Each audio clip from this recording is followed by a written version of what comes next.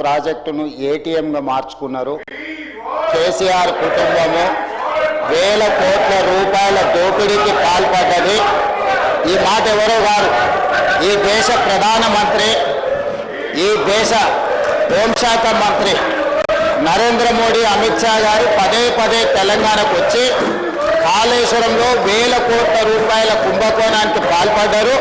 దీని మీద విచారణ జరగాలి అని వారు ఇక్కడ ప్రస్తావిస్తే కేంద్ర మంత్రివర్యులు కిషన్ రెడ్డి గారు, మాకు మీ వల్ల కాదు, మీరు కేసీఆర్కి జైల్లో పెట్టలేరు, మీరు ఈ కేసును సిబిఐకి బదిలీ చేయండి, 48 గంటల్లో కేసీఆర్ను, హరీష్ రావును, కేసీఆర్ కుటుంబాన్ని జైల్లో పెడతామని కిషన్ రెడ్డి గారు స్వయంగా కేంద్ర మంత్రిగా మాట్లాడారు. వీళ్ళ మాటలు నమ్మి వీళ్ళు నిజంగానే ఏదో చేస్తారని ఇదే శాసనసభలో ఇక్కడనే నేను నిలబడి పూర్తి స్థాయిలో చర్చ జరిగిన తర్వాత సిబిఐ విచారణకి ఇవ్వడం జరిగింది. కాళేశ్వరం కుంభకోణం మీద 48 గంటలు కాదు కదా, ఎన్ని నెలలైందో మీరే చూసిండ్రు.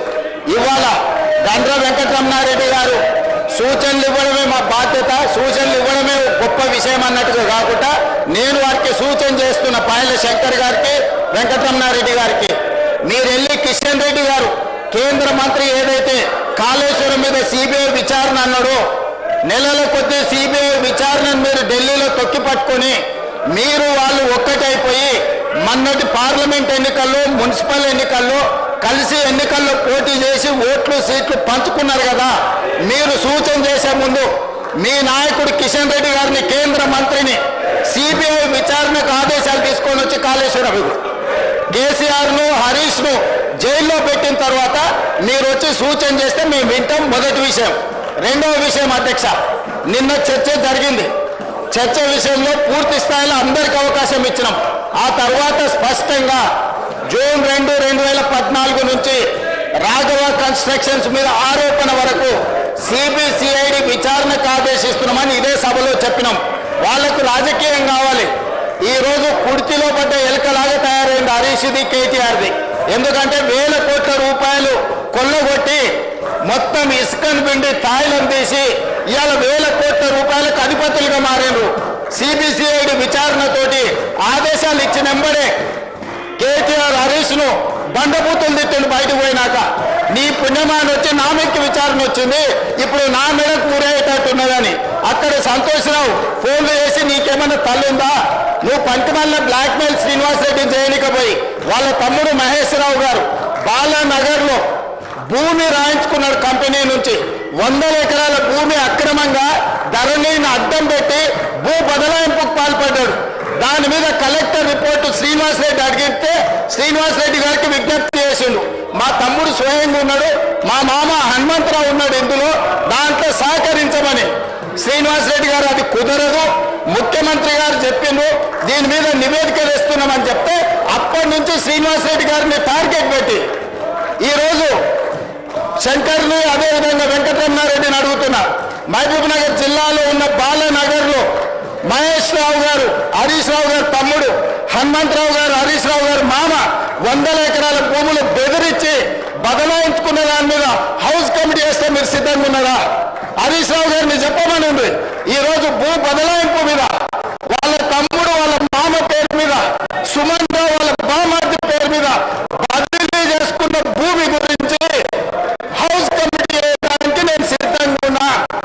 హరీష్ రావు గారిని ధైర్యం ఉంటే, నిజాయితీ ఉంటే వాళ్ళ తమ్ముడు మహేశ్వరరావు గారు, వాళ్ళ మామ హనుమంతరావు గారు, వాళ్ళ బావమార్ది సుమన్ రావు గారు బాలానగర్, మహబూబ్నగర్ జిల్లాలో 100 ఎకరాల భూమిని పరిశ్రమ యజమానులను బెదిరించి సేల్ డీల్ లేకుండా, కంపెనీ కొనుగోలు లేకుండా 100 ఎకరాల భూ బదలాయింపు చేసుకున్నాడు కదా ధరణిని అడ్డం పెట్టి.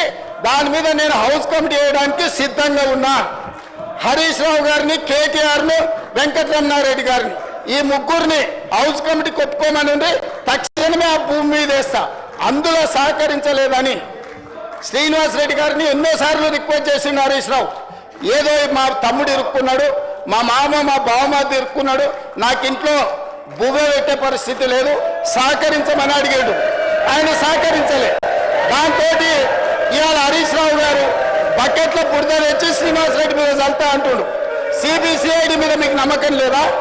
తెలంగాణ పోలీసుల మీద మీకు నమ్మకం లేదా? సిబిఐ విచారణకు అడిగిన వెంకటరమణారెడ్డి గారికి కిషన్ రెడ్డి గారిని అడిగే ధైర్యం లేదా? ఇంటున్నాం కదా అని మాకు సలహాలు ఇవ్వద్దు. చెప్పేటోడు వినేటోడు చెవిటోడు అయితే చెప్పేటోడు ఏమైనా చెప్తాడు. అట్లనే ఉంది వీళ్ళ మాటలు. కాబట్టి స్పష్టంగా అధ్యక్ష, తమరు అనుమతి ఇచ్చినా లేదా హరీష్ రావు గారు ఒప్పుకున్నా నేను నిర్దిష్టమైన ఆరోపణ చేస్తున్నా. మహబూబ్ నగర్ జిల్లా బాలానగర్ మండలంలో హరీష్ రావు గారు సిద్దిపేట ఎమ్మెల్యే, వాళ్ళ తమ్ముడు మహేశ్వరరావు, వాళ్ళ మామ హనుమంతరావు గారు, వాళ్ళ బావమరిది సుమన్ రావు గారు ఒక ప్రైవేట్ కంపెనీని బెదిరించి 100 ఎకరాల భూమిని ధరణిని అడ్డం పెట్టుకొని బదలాయించుకున్నారు.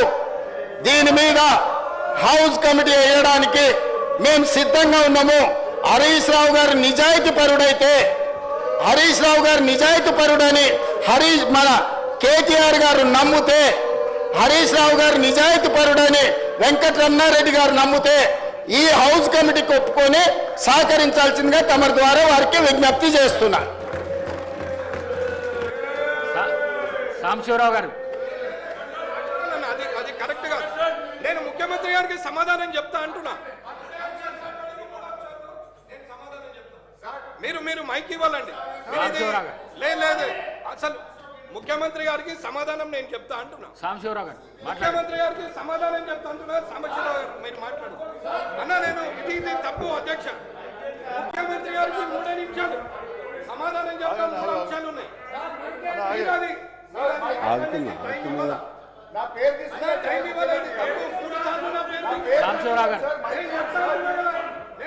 Thank you sir. వెంకటరామరెడ్డి గారు ఏమనుకోకండి. స్పీకర్ గారు రిపీటెడ్ పిలిచినప్పుడు మాట్లాడాలి. సూచన ఇచ్చి పారిపోయే గుణం లేదు. కిషన్ రెడ్డి గారు అన్నారు మేము 8 మందిమే, మేము 7గురము. అధ్యక్ష మైక్ ఇవ్వండి, నేను మాట్లాడతా అని చెప్తున్నా. నేను ముఖ్యమంత్రి గారు చెప్పండి 3 సార్లు పేరు తీసుకున్నారని కాదు, నేను సమాధానం చెప్తాను. నేను సమాధానం చెప్తాను. నేను మైనింగ్ స్కామ్ అధ్యక్ష చేసిన అధ్యక్ష నేను సమాధానం చెప్తా. అధ్యక్ష శ్రీనివాస్ రెడ్డి గారు, గౌరవ ఎల్ఏ మినిస్టర్ గారు. సార్, వెంకటరమణారెడ్డి గారిని ఇప్పుడు ముఖ్యమంత్రి గారు సూటిగా ఒక ప్రశ్న అడిగారు. మొదటిగా సిబిఐ ఎంక్వైరీకి సంబంధించిన కాళేశ్వరం ప్రాజెక్ట్ మీద వారి స్పష్టత లేదు. దానికి సంబంధించిన అంశం విషయంలో ఏ విధంగానైతే ఇక్కడ చెప్తా ఉన్నారో వారి నాయకత్వం, వారి ప్రభుత్వానికి సంబంధించి దానిపైన మొదటగా జవాబు చెప్పమనండి, తర్వాత సూచనలు ఇవ్వచ్చు. చాలామంది కూడా సరే మీ తృష్ణ, మీ ఆలోచన మీకు తెలియజేసిండ్రు, విన్నారు, సభాపతి గారు వినకుండా లేరు. ఈరోజు నేరుగా ముఖ్యమంత్రి గారు స్పష్టంగా చెప్పడం అడిగేయటం జరిగింది. ఆ విషయం ప్రస్తావన చేసి మీరు ఏం చేస్తున్నారో చెప్పండి. దాని తర్వాత ఏమైనా మాట్లాడుతుంటే మీ సూచనలకైనా దాని పరంగా విలువ ఉంటుంది, అర్థం ఉంటుంది. కానీ మీరు చేయకుండా సభకు సూచనలు ఇస్తున్నారు, వారు ప్రభుత్వానికి సూచనలు ఇస్తున్నారు. ఇస్తే స్వీకరించడానికి కూడా మేము ఉంటాం పెద్ద హృదయంతో. కానీ మీరు చెప్పాల్సిన ధర్మాన్ని, మీరు చేయాల్సిన ధర్మాన్ని మర్చిపోయి మరి మీరు సూచనలు ఇస్తాము, మరి మేము నీతులు చెప్తామంటే సరికాదు. మీరు చేయండి, సూచనలు చేయమంటున్నాం, ఆహ్వానిస్తామంటున్నాం కదా. మీరు ఆచరణలో పెట్టండి, ఆచరణలో పెట్టి మాకు చెప్పండి, ఆచరణలో పెట్టి మాకు చెప్పండి. మీరు ఆచరణలో ఎప్పుడు పెడతారో చెప్పండి. స్పష్టత మీకు ఆ విషయంలో స్పష్టత ఉన్న తర్వాతనే సార్ దాని విషయంలో నేను చెప్తా అంటే అదే ప్రత్యేకమైన విషయంలో వారు ఫస్ట్ మాట్లాడమని చెప్పండి. తర్వాత మీకు కానీ మా ప్రభుత్వానికి కానీ సూచనలు ఇవ్వండి. అధ్యక్ష సాంబశివరావు గారు, మీరు ఆగండి. సాంబశివరావు గారు. మైక్ ఇవ్వాలండి. నేను మాట్లాడాలని చెప్పండి.